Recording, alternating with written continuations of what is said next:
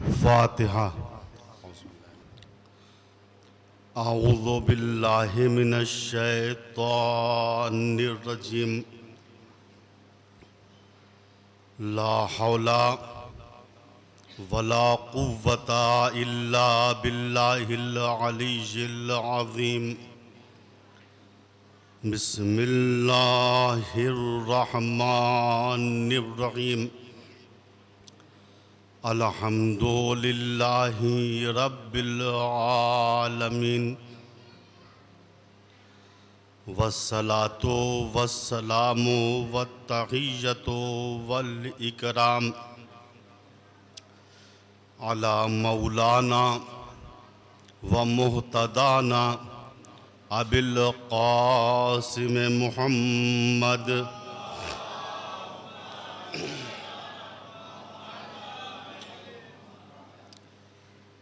सुम्मा सलातु अला आलिहि तय्यबीन ताहिरीन अल मासूमीन अल मज़लूमीन मिनल आन इला क़याम यौमिद्दीन। अम्मा बाद फ़क़द क़ाल अल्लाहुल हकीम फ़ी मुहकम किताबिहिल हकीम। बिस्मिल्लाहिर्रहमानिर्रहीम। अल्लाहु नूरुस समावाति वल अर्ज़ मसलु नूरिही कमिश्कातिन फ़ीहा मिस्बाह अल मिस्बाहु फ़ी ज़ुजाजा अज़्ज़ुजाजतु कअन्नहा कौकबुन दुर्री यूक़दु मिन शजरतिन मुबारका ज़ैतूना ला शर्क़िय्यतिन वला ग़रबिय्या यकादु ज़ैतुहा युज़ी वलौ लम तमससहु नार नूरुन अला नूर यहदिल्लाहु लिनूरिही मन यशा व यज़रिबुल्लाहुल अम्साल लिन्नास वल्लाहु बिकुल्लि शैइन अलीम।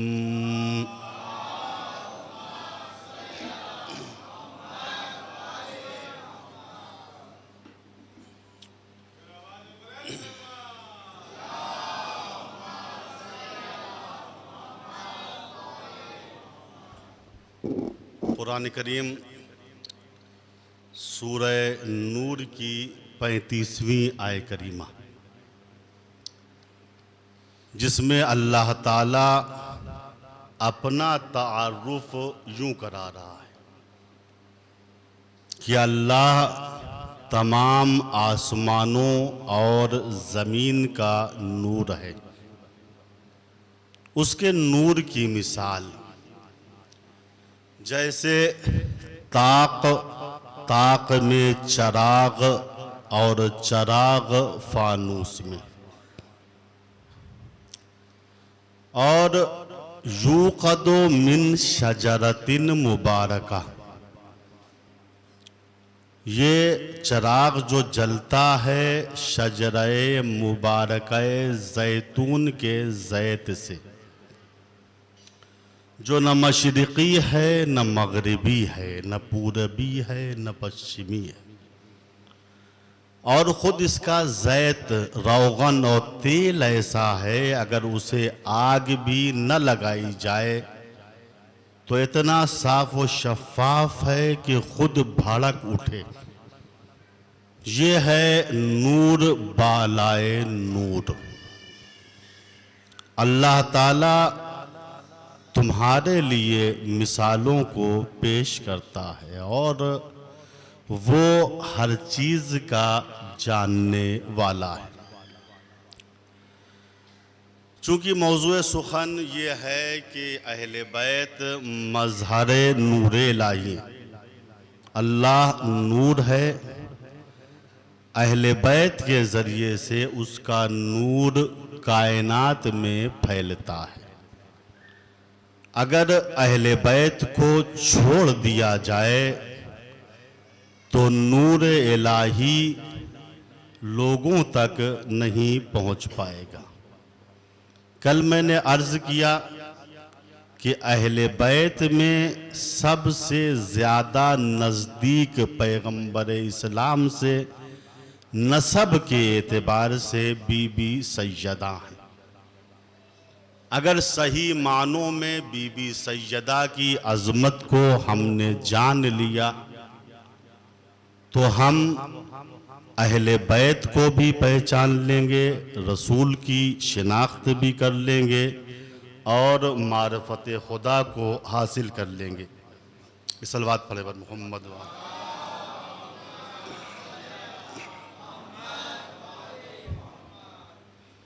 चूँकि बीबी सैयदा मरकज़ हैं तारुफ़ रिसालत का, तारुफ़ इमामत का और तारुफ़ विलायत का। बीबी सैयदा अल्लाह की तरफ से लोगों पर हुज्जते खुदा हैं। दुआए तवस्सुल का जुमला हम पढ़ते रहते हैं, या हुज्जतल्लाहि अला खल्क़िह, या सैयदतना व मौलातना। ऐ बीबी सैयदा, जो आप अल्लाह की हुज्जत हैं लोगों के ऊपर। ऐ हमारी सरदार, ऐ हमारी मौला। बीबी सैयदा के लिए इमाम हसन अस्करी अलैहिस्सलातु वस्सलाम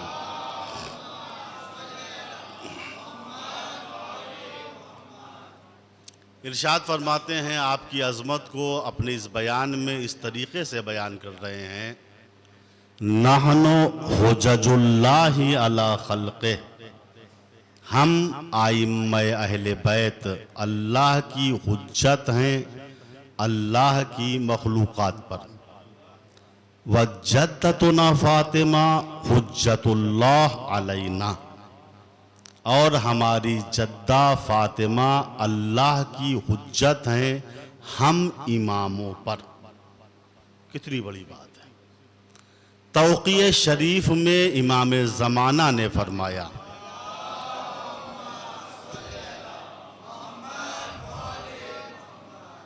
फ़ी इब्नते रसूलिल्लाह ली उसवतुन हसना। वक्त का इमाम कह रहा है, रसूल की दुख्तर फातिमा में मेरे लिए नमूने अमल।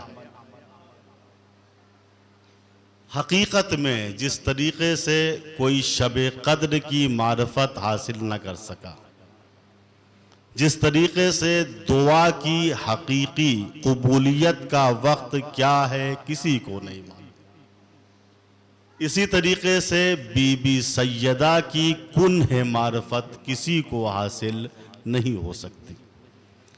आपकी अज़मत को या खुदा जानता है, या रसूल जानता है, या वली खुदा जानता है। आपकी अज़मत के लिए यही काफ़ी है कि आपके वजूद ज़ीजूद से आसमान इमामत पर 11 सितारे जगमगाए। आपकी अज़मत के लिए यही काफ़ी है कि जब आप मैदान मुबाहला में सदाकत इस्लाम को साबित करने के लिए आई तो निसाआना का मिस्दाक एक कामिल बन गई। आपकी अज़मत के लिए यही काफ़ी है कि चादर ततहीर में आप मरकज़े तारुफ बनी हुई है। आपकी अज़मत के लिए यही काफ़ी है कि आपके आखिरी फर्जंद महदी के ज़रिए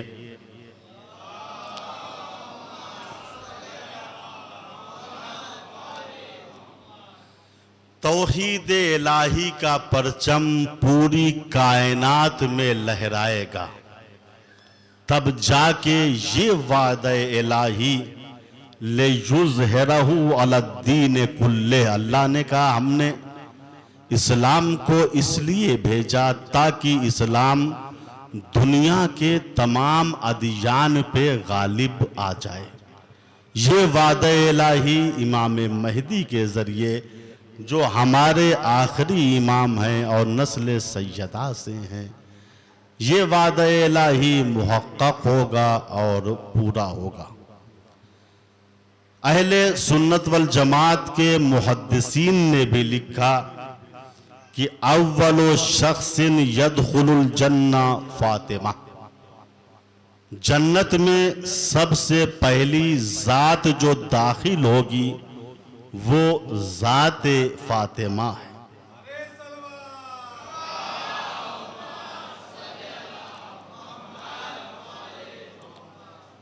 वो जन्नत जिसमें जाने की तमन्ना अव्वलीन और आखिरीन को है, उसके दरवाजे पर बखत्ते जली लिखा हुआ है फातिमतो खियारतुल्लाह।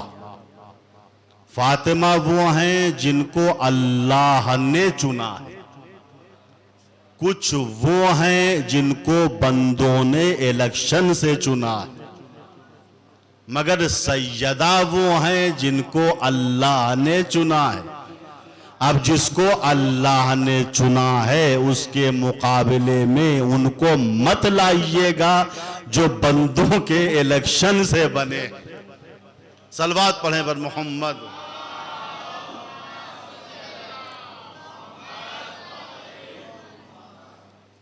तो जन्नत के दरवाजे पे क्या लिखा हुआ है?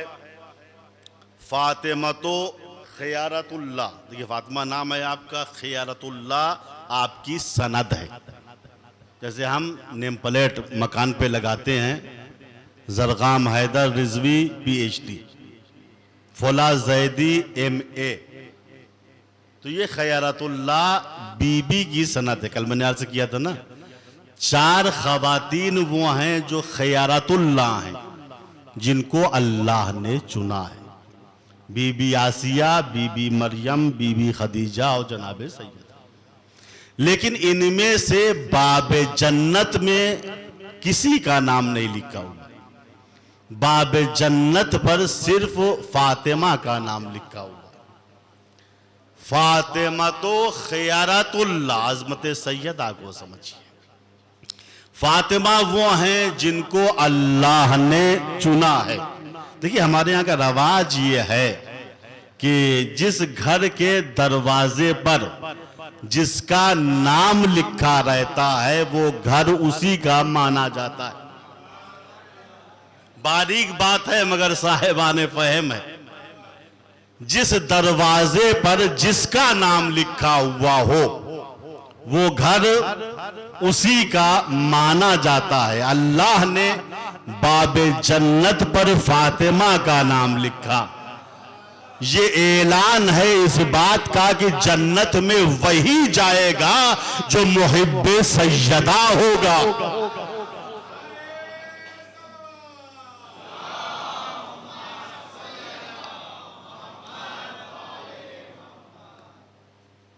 फातिमा अल्लाह की चुनी हुई है। फातिमा नूरी मखलूक है। इन खवातीन अरबा में जिनका तस्करा मैंने किया, और कल मैंने कहा था कि सिर्फ सैयदा की शान ये है कि आप नूर से खल्क हुई हैं। कल दलील नहीं दी थी, आज दलील दे रहा हूं। और ये रवायत मोतबर जराए से वाक़े हुई है कि जब शबे मेराज पैगंबर इस्लाम जन्नत में दाखिल हुए तो जनाबे जिब्रील ने बतौर ज़ियाफत सेबे जन्नत तोड़ के पैगंबर के हवाले किया। कहा बिस्मिल्लाह हुजूर।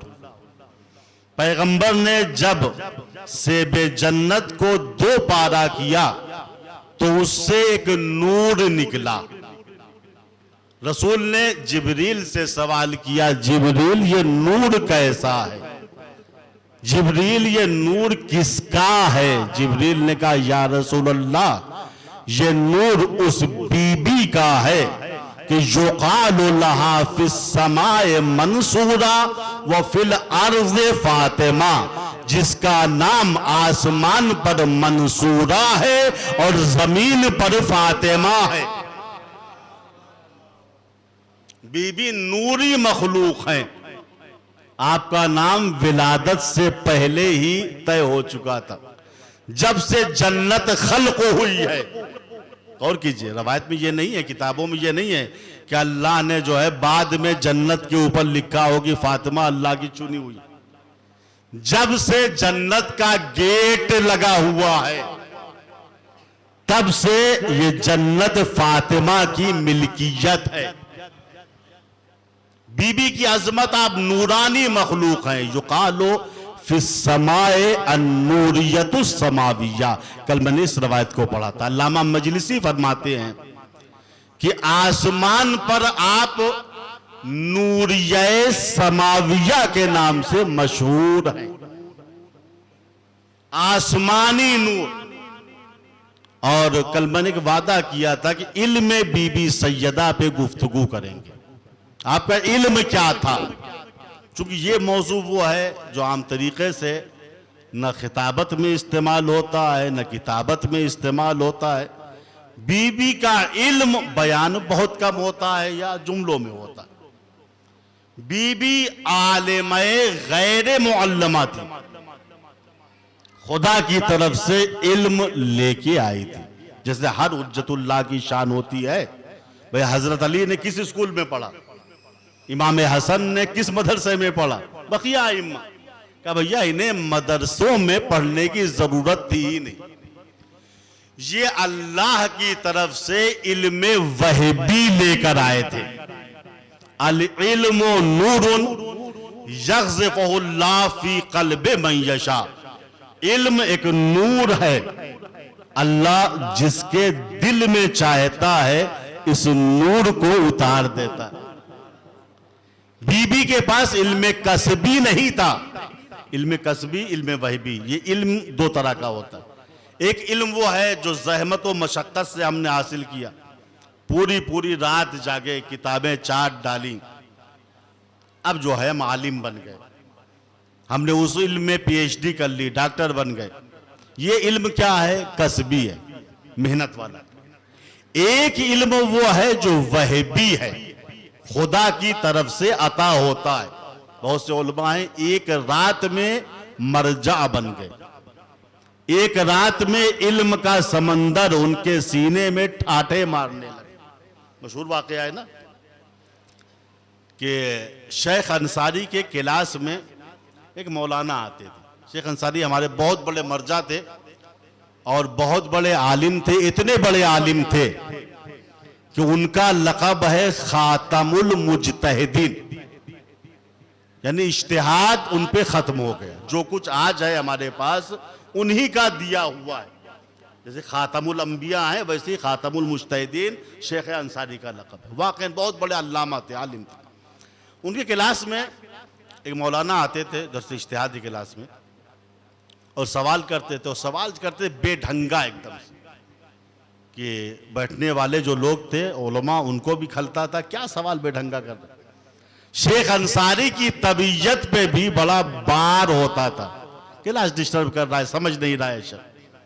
एक मतलब शेख अंसारी ने तुंद लहजे में कहा, पहले समझ लिया करो फिर सवाल किया करो।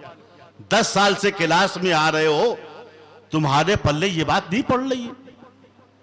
अब इनके दिल में, मौलाना के दिल में चोट लगी। ये क्लास नजफ में हो रहा था, इराक में। ये मौलाना कुछ नहीं बोले। रात हुई, हजरत अली की जरी से जाके लिपट गए।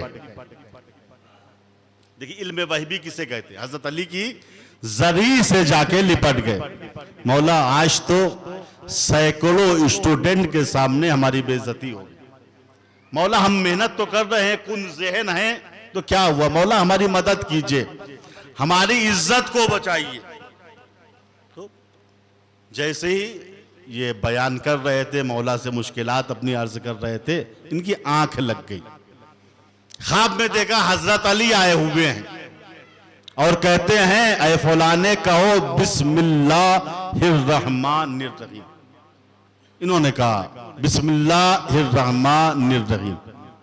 हजरत अली ने बिस्मिल्लाह फकत पढ़ाया और चले गए, खत्म, गायब। अब जो इनकी आंख खुली तो क्या देखा कि मेरे सीने में इल्म का समंदर ठाठे मार रहा है। बैठ गए, सुबह होने दो, आज हम शेख अंसारी को फंसाएंगे। कल बेइज्जती की थी, आज उनका जवाब हम देंगे। इल्म का गोया एक समंदर था जो उनके सीने में ठाठे मार रहा था। अली ने क्या पढ़ाया था? बिस्मिल्लाहिर्रहमानिर्रहीम। सुबह हुई, क्लास में आए, शेख अंसारी ने शुरू किया दर्स को। अभी 2 जुमले कहे थे, इन्होंने टोक दिया, कहा ये थोड़ा आप इश्तिबाह कर रहे हैं। शेख अंसारी ने देखा हाँ कुछ लग रहा है, फिर उन्होंने साबित किया नहीं ये भी तुम्हारे समझ का फेर है, वाकईन ये बात सही है। फिर आगे बढ़े, फिर इन्होंने टोका और एकदम माकूल एतराज। शेख अंसारी ने देखा आज तो सवालात एकदम जो है सही सही कर रहे हैं। उसके बाद बात जवाबात भी उन्होंने दिए, इल्मी, कुरानी, हदीसी। फिर शेख अंसारी और आगे बढ़े, फिर इन्होंने टोका। स्टूडेंट देख रहे हैं आज क्या हो रहा है। शेख अंसारी डांट नहीं रहे हैं इनको, हर सवाल को सुन रहे हैं, कभी जवाब देते हैं, कभी समझाते हैं। अब जो इन्होंने टोका इस बार, तो शेख अंसारी मुस्कुराए, मुस्कुरा के कहा बेटा जिस अली ने तुमको बिस्मिल्लाह पढ़ाया है उसने मुझको पूरा अल्हम्दुलिल्लाह पढ़ाया है।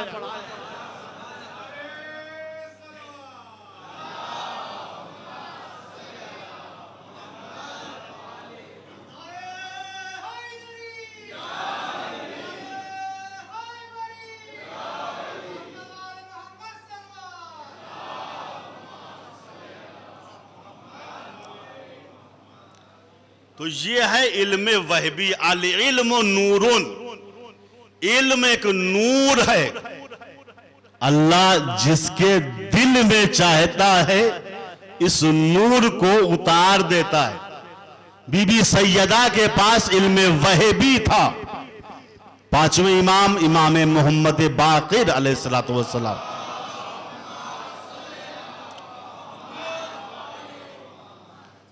इरशाद फरमाते हैं जब बीबी सैयदा की विलादत हुई, आप दुनिया में तशरीफ लाई, रसूल ने आगोश में लिया तो एक फरिश्ता आसमान से जमीन पे आया और कहा या रसूल अल्लाह, अल्लाह ताला ये कहता है कि इस बच्ची का नाम मैंने आसमान ही पर फातिमा रख दिया है। फातिमा इसलिए रखा है ले अन्ना फतमाहा बिल इल्म, क्योंकि फातिमा के माना उलमा बयान करते रहते हैं ना, छोड़ा देने के हैं, दूर रखने के हैं। ये रवायत सुनिए, फरिश्ते ने कहा फातिमा नाम अल्लाह ने इस बच्ची का इसलिए रखा है चूंकि इनको इल्म हासिल करने से दूर रखा है। इन्हें इल्म हासिल करने की जरूरत इस दुनिया में नहीं है, ये इल्म लेके आई है। फिर 5वें इमाम कहते हैं वल्लाह लक़द फतमहल्लाहु बिल इल्म फिल मीसाक, खुदा की कसम मेरी जद्दा फातिमा को अल्लाह ने रोज़े मीसाक ही इल्म के हासिल करने से जुदा कर दिया था। उनके पास इल्म वहबी था, चूंकि आप बज़ातो रसूल थी, जो शाने रसूल थी वही शाने सैयदा थी। रसूल ने फरमाया था ना फातिमा बज़अतुम मिन्नी व क़ल्बी व रूही बैना जंबी, फातिमा मेरा टुकड़ा है। हदीस खत्म नहीं हुई, हदीस आगे बढ़ी। क़ल्बी सैयदा मेरा कल्ब है, रूही सैयदा मेरी रूह है, बैना जंबी जो मेरे पहलू के दरमियान है। इस हदीस में रसूल बता रहे हैं अगर सैयदा को मुझसे जुदा किया तो रिसालत कयामत तक समझ में ना आएगी। मैं जिस्म हूं, सैयदा रूह है। क्या है अजमत सैयदा, ये रवायत भी पढ़ूं फिर आगे बढ़ता हूं। रवायत ये कहती है कि रोज़े कयामत होगा, हिसाब किताब हो रहा होगा, कुछ लोगों की पेशानी पे लिखा होगा हाज़ा मोमिनुन, ये मोमिन है, ये मोमिन। उसका मसला साहब, कुछ लोगों की पेशानी पे लिखा होगा हाज़ा काफिरुन, ये कुफरान नेमत करने वाला काफिर है, मार्फत खुदा हासिल नहीं कर पाया, काफिर है। एक गरोह की पेशानी पे क्या है? हाजा मोमिनुन।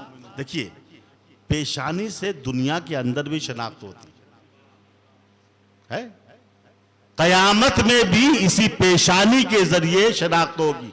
कुरान कहता है ना, वह अलल आराफ रिजालुन यारिफूना कुल्लम बिसीमाहुम। आराफ पे कुछ ऐसे अफराद रोज कयामत खड़े होंगे जो हर एक को उसकी पेशानी से पहचान लेंगे, यह आदमी अच्छा है या बुरा। पेशानी बता देती है, चेहरा वाज़ेह कर देता है कि इसका अमल कैसा है, ये रज़ी अल्लाह है या लानतुल्लाह। चेहरा जो है बहुत कुछ बताता है। तो वहां भी कुछ ऐसे अफराद होंगे जिनकी पेशानियों पे लिखा होगा हाजा मोमिनुन, ये मोमिन। कुछ वो हैं जिनकी पेशानियों पे लिखा होगा हाजा काफिरुन। कुछ वो हैं जो बीचों बीच में होंगे, जो मुहिब्बे अहले बैत भी हैं, गुनहगार भी हैं, दोनों हैं। उनकी पेशानियों पे लिखा होगा हाजा मुहिब्बुन, ये मोहब्बत करने वाले लोग हैं, मुहिब है, चाहने वाले लोग हैं। भैया वहां तो मामला इंसाफ का है, अदल का है। मोमिन को जो है जन्नत की तरफ रवाना किया जाएगा, जो दूसरा गिरोह है उससे कहा जाएगा तुम्हारा रास्ता उधर आ जाओ, जहन्नम की तरफ। ये बीचों बीच में है, चूंकि गुनाह गालिब है इनके, जाहिरी एतबार से हुक्म आएगा इन मुहिब्बों को भी, जिनकी पेशानी पे मुहिब लिखा है, इनको भी फिलहाल जहन्नम की तरफ ले चलो। ये जब जहन्नम की तरफ चलेंगे तो मैदान महशर में बीबी सैयदा आ जाएंगी, परवरदिगार से मुखातिब होके कहेंगी, मेरे परवरदिगार, सम्मैतनी फातिमा, तूने मेरा नाम फातिमा रखा, तूने मुझको, मेरी ज़ुर्रियत को और मेरे चाहने वालों को जहन्नम की आग से दूर रखा है। फिर ये क्या है? ये जहन्नम की तरफ क्यों जा रहे हैं? आवाज़े कुदरत आएगी, ऐ मेरी कनीज़े खास, इनको जहन्नम की तरफ इसलिए ले जाया जा रहा है ताकि मैदान महशर में तुम्हारी अजमत जाहिर हो पाए। तुम जिसके बारे में चाहो शफाअत करो, मैं शफाअत को कबूल करूंगा। ये जो जहन्नम का हुक्म दिया है अल्लाह ने, क्यों दिया? कहा इस वजह से ताकि मैदान महशर में बीबी की अजमत को लोग समझ लें। अजीजों, जिसकी अजमत को अल्लाह जाहिर करे, दुनिया के तेहरे पर्दे उसकी अजमत को छिपा नहीं सकते। तो बीबी के पास इल्म वहबी था, खुदा की तरफ से आप इल्म लेके आई थी। कुरान क्या कह रहा है? फसअलू, सूरह नहल की आयत करीमा, फसअलू अहला ज़िक्र इन कुंतुम ला तालमून। अगर तुम नहीं जानते, ला तालमून हो, तो जहालत के आलम में बाकी मत रहो। फसअलू, सवाल करो, लेकिन सवाल भी हर एक से नहीं, अहले जिक्र से सवाल करो, अहले जिक्र से। एक तफसीर के मुताबिक जिक्र से मुराद जाते पैगंबर है। जिक्र से मुराद कौन है? रसूल की जात। अहले जिक्र कौन है? अहले बैते पैगंबर। गौर कीजिए, अहले बैते पैगंबर। अल्लाह ने कहा अहले बैते पैगंबर से सवाल करो, वो जवाब देंगे, वो मुश्किलात भी हल करेंगे। अगर तुम नहीं जानते, नादार हो, किससे पूछो? अहले जिक्र से, यानी अहले बैते पैगंबर से, उनसे सवाल करो। अच्छा, जो अल्लाह ने कहा इनसे सवाल करो, तो इसका मकसद ये है पहले से अल्लाह ने इनको इल्म दे रखा है, वरना सवाल के लिए भेजना गैर माकूल होगा। जैद साहब हैं, बैठे हुए हैं, किसी ने कहा मौलाना 1000 रुपए दीजिए। मैंने कहा जाइए जैद साहब से मेरा नाम बताइएगा, 1000 ले लीजिए। किसी ने कहा मौलाना 2000 चाहिए। मैं जाइए जैद साहब से ले लीजिए। जैद साहब को 1 लाख रुपए पहले से हमने दे रखा है। अब जो सवाल करता है हम भेज देते उनसे उनसे उनसे। एक साहब अमर साहब बैठे थे, किसी ने कहा जरगाम साहब 10 रुपए चाहिए। हम कहा अमर से ले लो। वो अमर के पास गए, उन्होंने कहा भैया मेरे पास खुद ही नहीं है, मैं खुद फकीर हूं। फकीर दूसरे को गनी क्या बनाएगा। बात तय हो गई ना। भेजा उसके पास जाता है जिसके पास पहले से रकम पहुंच जाती है। अल्लाह ने कहा इधर उधर मत जाना, फस्अलू अहले जिक्र, अहले जिक्र से पूछो। और अहले जिक्र में नसब के एतबार से सबसे नजदीक पैगंबर से फातिमा है। यानी फातिमा से सवाल करो, तुम्हारी मुश्किलात आसान हो जाएंगी।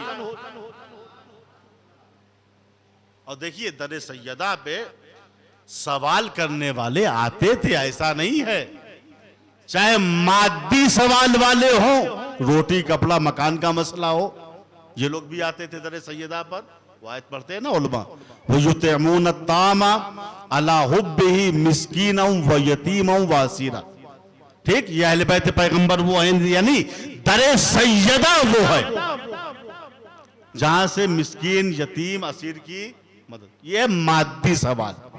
किसी के पास मकान नहीं है, अहले बैत पैगंबर के पास गए, रहने की जगह दे दी।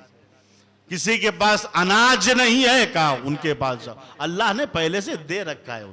ये मादी सवालात।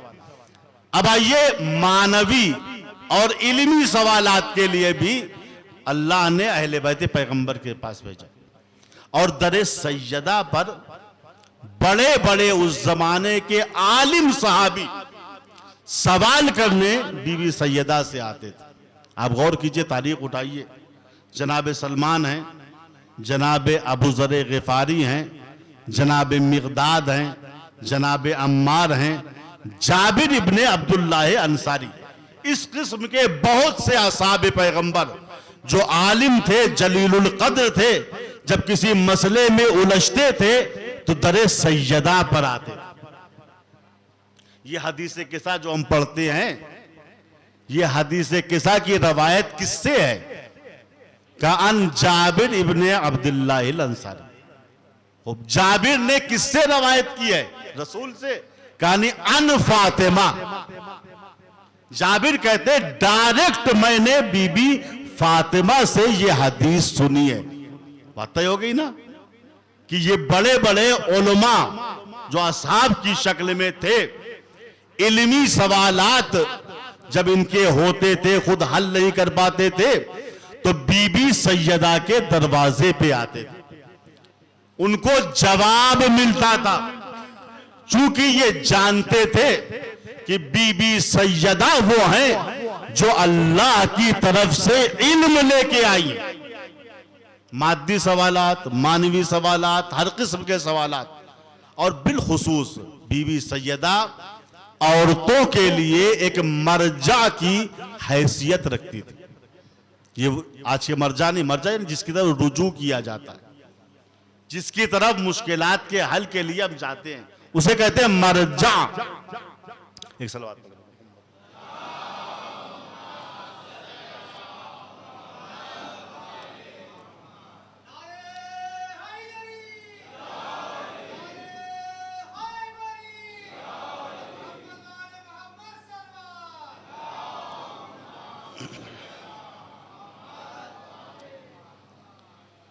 औरतों के लिए जमाने पैगंबर में बीबी सैयदा मर्जा की हैसियत रखती थी।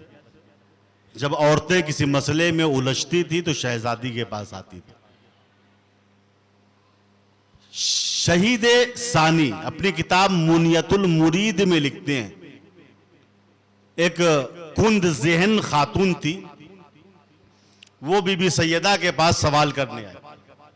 बीबी ने जवाब दिया, जवाब सुन के वो बाहर निकली और जवाब भूल गई। फिर आई, कहा शहजादी माफ कीजिएगा मैं जवाब भूल गई हूं। बीबी ने कहा कोई बात नहीं है, फिर जवाब में बता रही।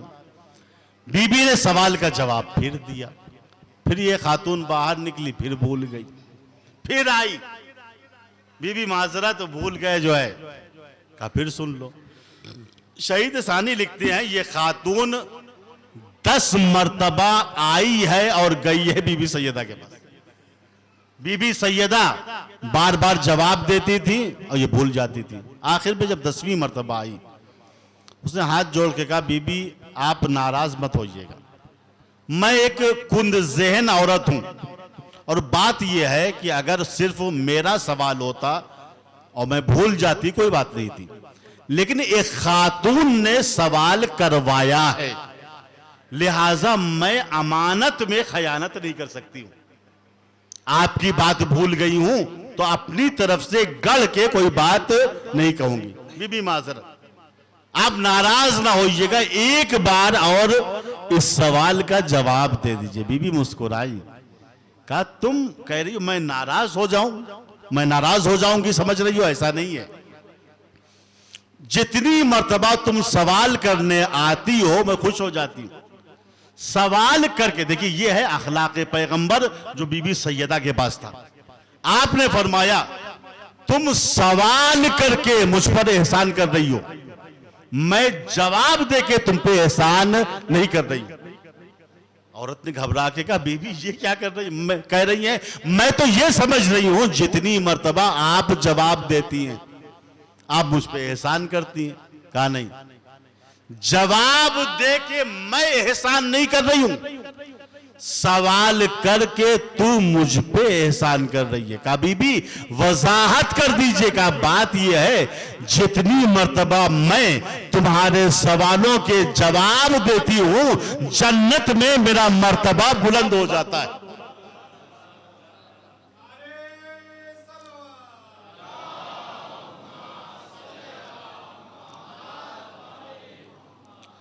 देखिए ये रवायत हमारे लिए नमूने अमल है। अगर कुन ज़ैन हमारा शागिर्द है या पब्लिक में बाज लोग बात को नहीं समझते, मौलाना थोड़ा और बताइए और बताइए, तो हमको नाराज नहीं होना चाहिए, बल्कि जितनी मर्तबा वो सवाल कर रहा है हमारे दर्जात में बुलंदी हो रही है। इसीलिए उलमा फरमाते हैं किसी के सवाल के जवाब को देना उसकी मुश्किल को हल करना है, और मुश्किल के हल करने का सवाब यह है कि तुमको 70 हज और 70 उम्रे का सवाब मिलेगा, नमाज शब का सवाब मिलेगा, एतिकाफ करने का सवाब मिलेगा। तो किसी के सवाल से झल्लाना नहीं चाहिए, चाहे वो मादी सवाल हो या मानवी सवाल। बीबी सैयदा जो भी आता था, चाहे मादी साइल हो या मानवी साइल हो, बीबी उसके सवाल का जवाब देती थी। एक मर्तबा में बात समझ में नहीं आई, दोबारा फिर बताती, तिबारा फिर, चौबारा फिर। इस रवायत के मुताबिक 10 मर्तबा आपने जवाब दिया और पेशानी पे शिकन तक ना। आप अपने जमाने की ऐसी आलिमा थी कि इल्म के बारे में और इल्म के मामले में आपका किसी से मुकाबला नहीं हो सकता। और ये मशहूर रवायत है, मैं अपने अल्फाज में पेश कर रहा हूं। अनस इब्ने मालिक कहते हैं, जो रसूल के दरबान थे। हम लोग रसूल के पास बैठे हुए थे, रसूल वाज़ो नसीहत कर रहे थे। अचानक रसूल ने सवाल किया, है मेरे साहबियों बताओ मा खैरुल लिन्निसा, औरतों के लिए सबसे बेहतरीन चीज क्या है? किसने पूछा? रसूल ने। किससे पूछा? जो आलिम नुमा सहाबी बैठे हुए, वहां हज़रत अली भी बैठे हुए थे और भी लोग बैठे हुए थे। आपने फरमाया बताओ मा खैरुल लिन्निसा, औरतों के लिए बेहतरीन चीज क्या है? अच्छा, यही सवाल आप जरा रोड पे खड़े होके जो मॉडर्न लोग गुजर रहे हैं उनसे पूछिए कि भैया बताइए औरतों के लिए बेहतरीन चीज क्या है? कोई कहेगा बेहतरीन चीज ये है कि वो मर्द का हाथ पकड़ के पार्क के अंदर टहले, ये औरतों के लिए बेहतरीन चीज। कोई कहेगा औरतों के लिए बेहतरीन चीज ये है कि वो ज़ेबाई करके मेकअप करके गलियों के अंदर इधर से उधर दौड़े। कोई कहेगा बेहतरीन चीज औरतों के लिए ये है जब मर्द ड्यूटी पे जा रहा है उसी वक्त वो भी घर से निकल जाए। लौटे कब? कहा शौहर के आने के बाद। आज हमारे माशरे में ऐसी ही हो रहा है। तो मां खैरुल लिन्निसा, अगर पूछो औरतों के लिए बेहतरीन चीज क्या है, यही जवाबात होंगे। मशहूर है ना, एक साहब बाहर घर के अपनी बीवी को मार रहे थे। किसी ने कहा शर्म खाइए, आपकी ज़ौजा है, आपकी इज्जत है, आप इसे बाहर क्यों मार रहे हैं? घर के अंदर जब जाएगी तो मार लीजिएगा। उन्होंने सर झुका के कहा मियां ये घर के अंदर मिलती ही कहां है? घर के अंदर मिलती ही कहां है? तो बाहर ही टहलती रहती है। तो रसूल ने असहाब से पूछा, तवज्जो, कि मां खैरुल लिन्निसा, औरतों के लिए सबसे बेहतरीन चीज क्या है? हजरत अली वहां से उठे, सब साहबी खामोश बैठे। हजरत अली उठे, घर में आए, बीबी सैयदा से कहा आपके बाबा ने यह सवाल किया है। देखिए इल्म में बीबी सैयदा, देखिए सब लोग बैठे हैं, हजरत अली भी मसलहतन जवाब नहीं दे रहे। घर में आए, कहा आपके बाबा ने यह सवाल किया है कि औरतों के लिए बेहतरीन चीज क्या है? आपने फरमाया अय अबुल हसन जाके बाबा से कह दो औरतों के लिए बेहतरीन चीज यह है कि अल्लाह यरौन रिजाल वला यरौहुन्ना। औरतों के लिए बेहतरीन चीज यह है कि न वो नामहरम मर्दों को देखे और ना नामहरम मर्द उनको देखे। कितनी बड़ी बात है। खैरुल लहुन्ना अल्लाह यरैन रिजाल वला यरौहुन्ना। बेहतरीन चीज ये है कि न वो नामहरम मर्दों को देखे और ना ऐसी हालत में सामने आए कि नामहरम मर्द उनको देखे। हजरत अली आए और मुस्कुराते हुए बज़ में बैठ गए। कहा या रसूल अल्लाह मैं जवाब बताऊं? असहाब अली को देख रहे हैं, अली बताएंगे। जी रसूल ने कहा बताइए जवाब क्या है? कहा या रसूल अल्लाह आपके सवाल का जवाब यह है, सवाल यह था ना कि औरतों के लिए बेहतरीन चीज क्या है। अली ने कहा या रसूल अल्लाह आपके सवाल का जवाब यह है कि औरतों के लिए बेहतरीन चीज यह है कि न वो नामहरम मर्दों को देखे और ना नामहरम मर्द उनको देखें। रसूल ने जवाब पे गौर किया, कहा या अली ये बताओ ये जवाब कहां से लेके आए हो? भाई रसूल को खुश हो जाना चाहिए था ना, किसी ने जवाब दिया, लेकिन रसूल जानते थे कि इसका जवाब किसी के पास नहीं है। या अली ये जवाब कहां से लाए हो? अली ने मुस्कुरा के कहा मैं घर गया था, आपकी बेटी सैयदा ने इस सवाल का जवाब दिया है। रसूल ने कहा वाकईन सैयदा के अलावा इसका जवाब कोई दे ही नहीं सकता था, क्योंकि जो इल्म मेरे पास है वही इल्म सैयदा के पास है।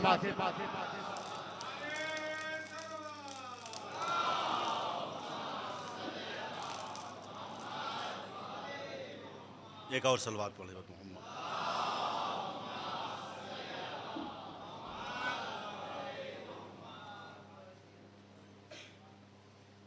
रसूल ने कहा या अली जवाब कहां से लाए हो? कहा घर गया था, आपकी बेटी सैयदा ने ये जवाब दिया। रसूल ने कहा क्यों ना सैयदा जवाब देती, फातिमा तो बज़तुम मिन्नी, फातिमा मेरा टुकड़ा। अच्छा सवाल यहां यह है, क्या अली को जवाब मालूम नहीं था? तवज्जो, क्या अली को इस सवाल का जवाब मालूम नहीं था? नहीं, अली शहर मदीनतुल इल्म के बाब हैं। अली वो हैं जिनके लिए रसूल ने कहा या अली इन्नका तस्मा मा अस्मा व तरा मा अरा। ऐ अली जो मैं सुनता हूं वो तुम सुनते हो, जो मैं देखता हूं वो तुम देखते हो। है अली इतने बड़े आलिम थे, लेकिन अली ने भी जवाब सैयदा से लिया। क्यों? इसकी वजह यह थी अगर अली ये जवाब दे देते या रसूल अल्लाह, औरतों के लिए बेहतरीन चीज ये है कि नामहरम मर्द उनको ना देखे और न वो नामहरमों को देखे, तो बाज मॉडर्न खवातीन आज की कह देती भैया ये मर्दों के ढकोसले हैं, वो तो चाहते ही हैं औरतों को कैदी बना के रखें। लिहाजा अली ने इसका जवाब खवातीने जन्नत की सरदार से लिया और वाजे कर दिया, याद रखना हिजाब जहमत नहीं रहमत इलाही है।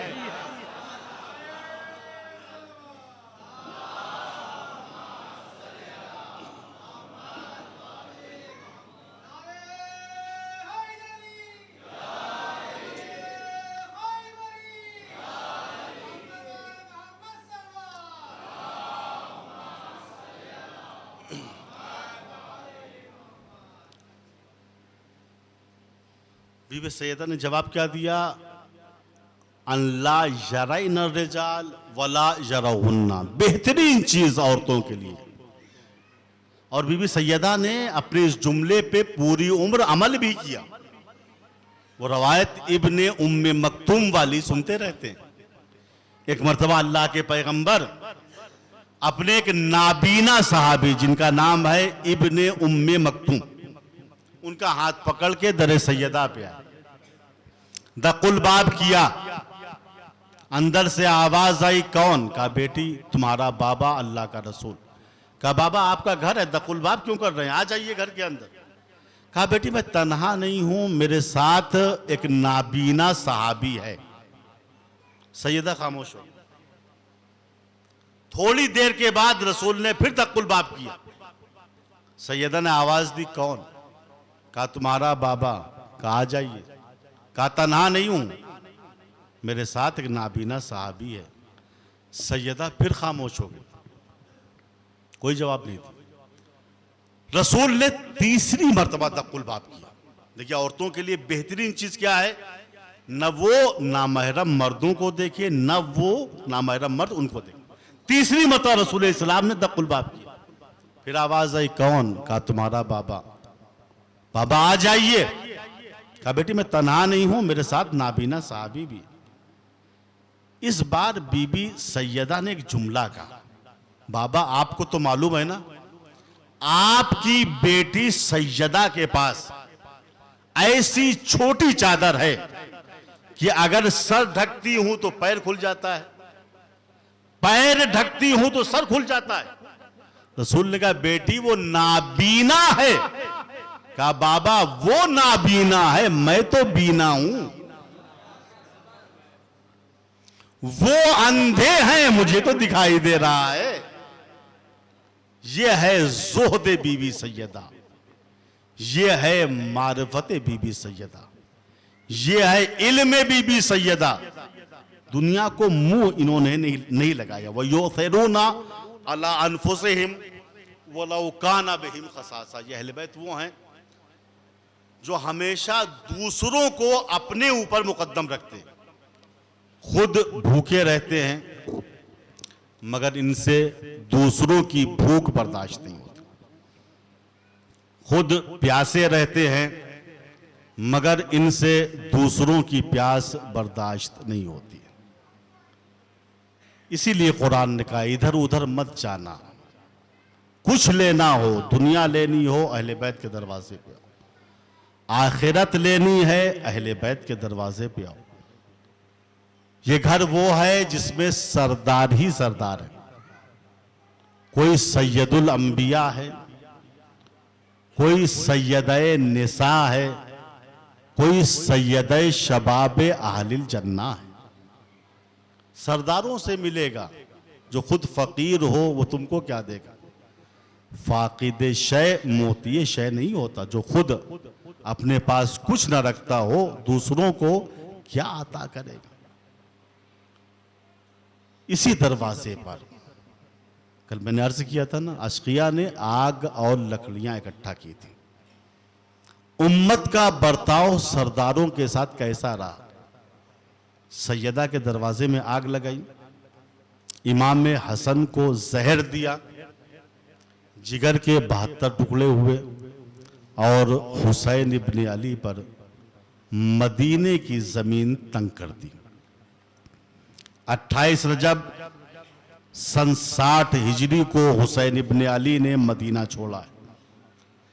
3 शाबान को यानी 5 दिन के बाद हुसैन इब्न अली मक्के पहुंचे। मक्के में आप 4 महीना 4 रोज कयाम करते हैं।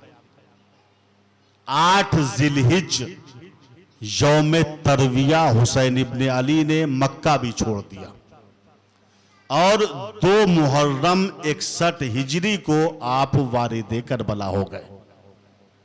यानी जो आज का दिन गुजरा है 2 मुहर्रम, हुसैन इब्न अली इस दिन वारिद करबला हुए। अभी मिखनफ की रवायत के मुताबिक हुसैन का घोड़ा चलते चलते एक जगह रुक गया। हुसैन ने सोचा शायद घोड़ा थक गया है, कहा दूसरा घोड़ा लाओ। दूसरा घोड़ा आया, उसने भी कदम आगे न बढ़ा। तीसरा घोड़ा लाया गया, यहां तक कि 6 घोड़े लाए गए। जब किसी ने कदम को आगे न बढ़ाया तो जहरा का लाल अपने असहाब की तरफ मुड़ा और मुड़ के कहा, मेरे सहाबियों, अय्यो मौज़िन हादल अर्ज़, ये जमीन कौन सी है, इसका नाम क्या है कि मेरा घोड़ा आगे नहीं बढ़ रहा है। हुसैन के एक सिपाही ने कहा, मौला युकालु लहा गाजिरियात, इस जमीन को गाजिरियात कहते हैं। इमाम ने कहा और कोई नाम है? दूसरा सहाबी आगे बढ़ा, कहा मौला हाँ, युकालु लहा शत्ते फुरात, इस जमीन का एक नाम शत्ते फुरात है। इमाम ने कहा और कोई नाम है? एक सहाबी और बड़ा, कहा हाँ मौला, युकालु लहा नैनवा, इस जमीन को नैनवा भी कहते हैं। कहा और कोई नाम है? एक ज़ईफुल उम्र शख्स असा का सहारा लेते हुए हुसैन के सामने आता है और हाथ जोड़ के कहता है, हाँ मौला, इस जमीन का सबसे पुराना नाम अर्ज़े करबला है। रवायत कहती है, फ़इंदहा तनफ़्फ़स सोदा, जैसे जहरा के लाल ने करबला का नाम सुना, एक आहे सर्द भरी, फ़बका बुकाअन शदीदा, बहुत देर तक आप रोते रहे।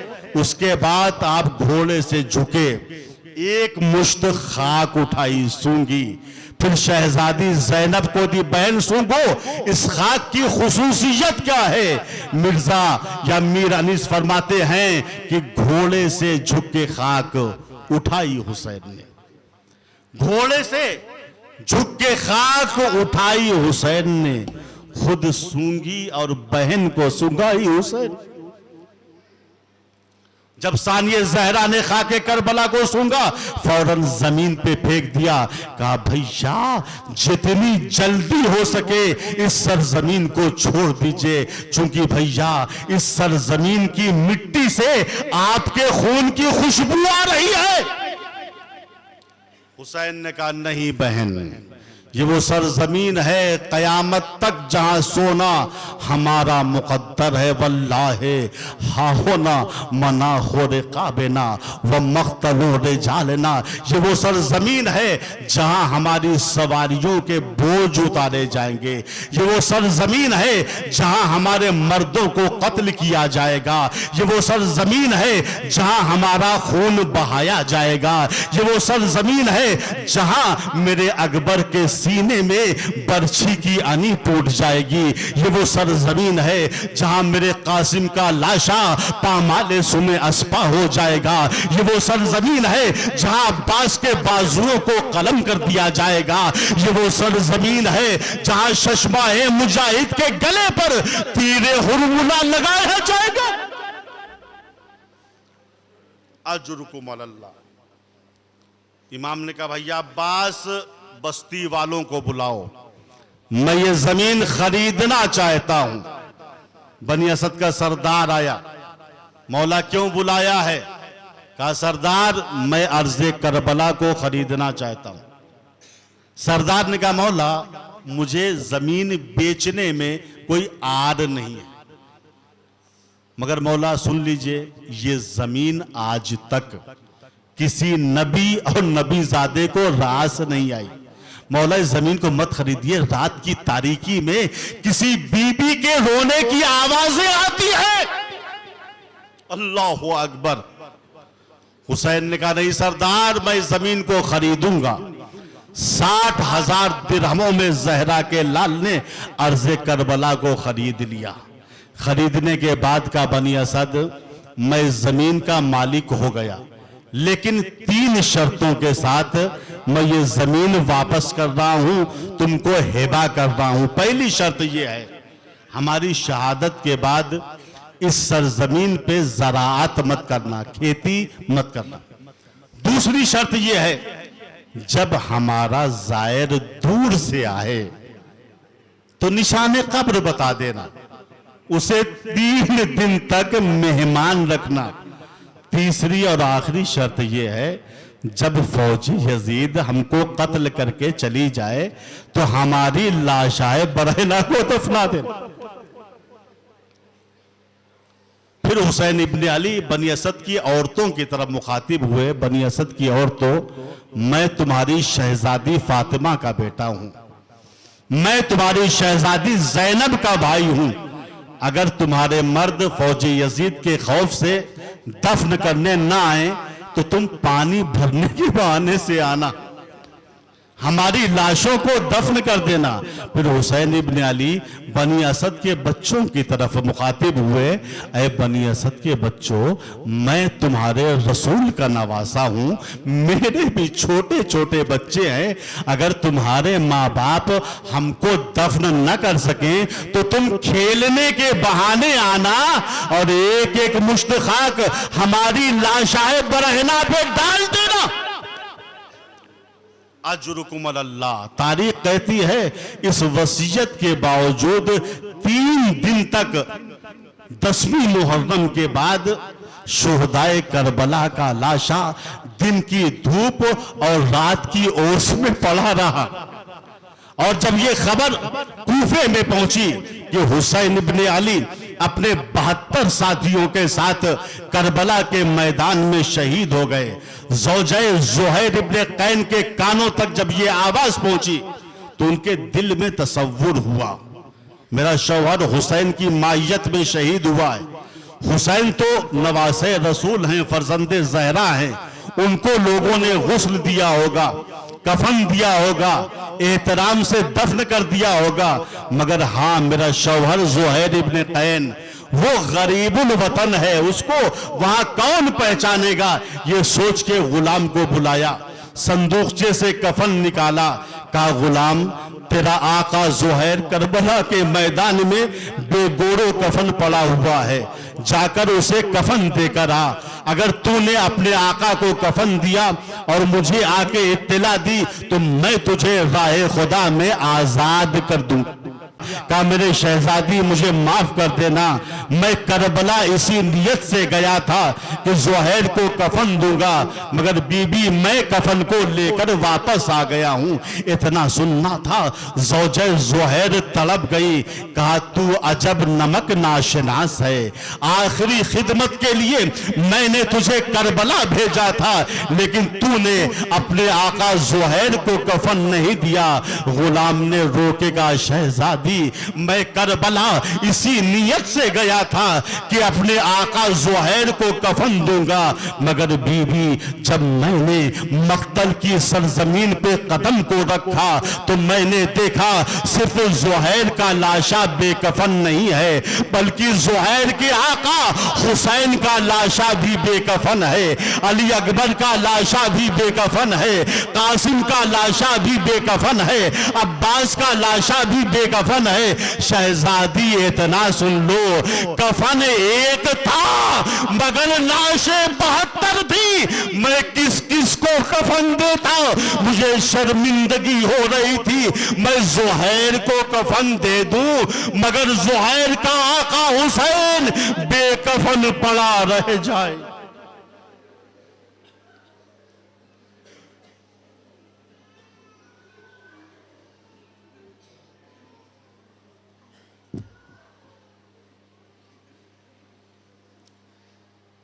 अला लानतुल्लाहि अलल कौमिज़ ज़ालिमीन व सयअलमुल लज़ीना ज़लमू अय्या मुनक़लबिन यनक़लिबून। खुदाया इस मुख्तसर सी इबादत को कबूल फरमा लें। खुदाया जो हम में परेशान हाल हैं उनकी परेशानियों को दूर फरमा। खुदाया जो हम में बीमार हैं बेहक़ बीमार करबला उन सब को शिफ़ाए कामिला व आजिला अता फरमा। खुदाया जो हम में असीर हैं बेहक़ असीरान करबला उनकी रिहाई का इंतज़ाम फरमा। खुदाया हम सब को मारिफत अहले बैत की तौफ़ीक़ अता फरमा। खुदाया हमारे मरहूमीन पे नज़र करम फरमा।